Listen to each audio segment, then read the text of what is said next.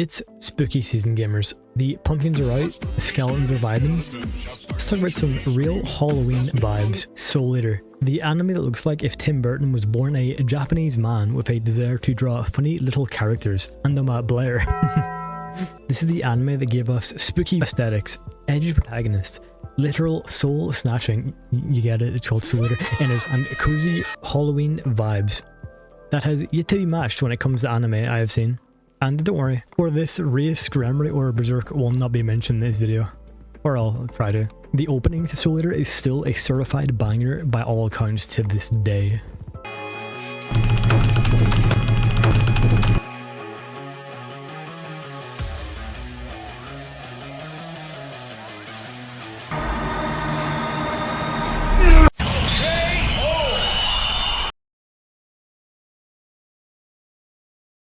Now, you know what makes Halloween? The vibe, the look, the aesthetic. Honestly, I personally prefer the Halloween aesthetic over Christmas, and Soul Eater encapsulates that perfectly. It is genuinely like the author came up with this through a lucid dream he remembered. Like, what do you mean this little fucking white-haired dude can just become a scythe? And why is the moon on my... Speaking of the moon, take a look at that for me. It bleeds, it smiles, and is quite frankly to this day still one of the most iconic set pieces in anime. Now, a little recap, because there is no way at this point you've at least not heard of Soul Eater if you watch anime. So I'll break it down in monkey terms. So people turn into weapons. People known as meisters wield these weapons. They need to share a bond to work properly. They use this to protect the city, and they attend a school that is like a really aesthetically pleasing, eyes out of my head type Hogwarts design. It's also run by just straight up the fucking death, the Reaper. And you will never guess what his son is called. And yes, this Reaper had relations with someone. I am also curious about the mechanics behind this.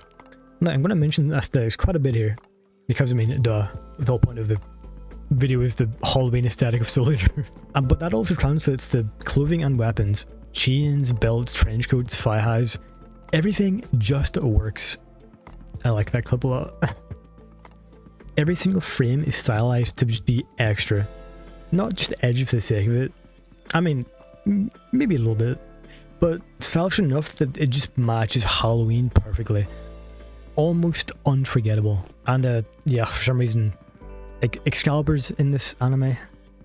Not entirely sure why. Now, Halloween is about transformation, dressing up, the general spooky vibes and ambience, cool foggy nights with the moon above, and nothing screams that more than a crescent moon above staring at you like you're a Genji who just used Blade and they have a juicy sleep waiting for you. And as far as transformation goes, a little more literal than what I meant, but you know, the people turning into weapons fits that pretty well, I think. Soul Eater takes the weapon partner's rope and turns it into the core of its world. It's essentially the meme of it's just me and my BF and his 200 kg sword, except he is the 200 kg sword. It's a fever dream of weapon girls, sad boys with backstories, and shonen fights that look like they were storyboarded by a guy who liked Bayonetta a little too much. Black Star and Tsubaki still best master duo though. Def the Kid, yes, you heard that right. His name is Def the Kid, wields two weapons that are literal southern twins. That is what I call peak character synergy. Second best master duo. Maka and Soul are alright too, I guess. People aren't gonna be happy about that one. Now that we got the main core of the anime refreshed, what makes it so Halloween? Well, I mean, everything, to be fair.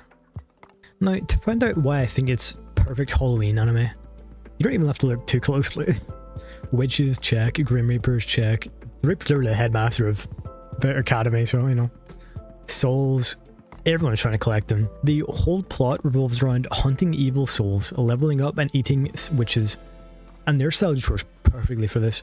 The flat colours mixed with the harsh shadows. It gives that really nice, cold, eerie Halloween night feel. And I heavily dig that kind of vibe. It's hard to explain, but not hard to explain. I just like that coziness a lot.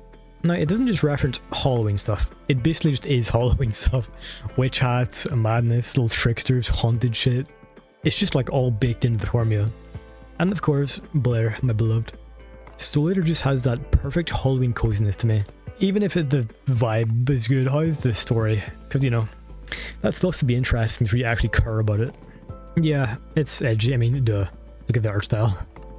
Soul has a piano-based trauma with a quirked up little red demon. And later we meet probably the character is the most mentally distressed, Krona. Also very socially anxious. My goat. Krona is just peak.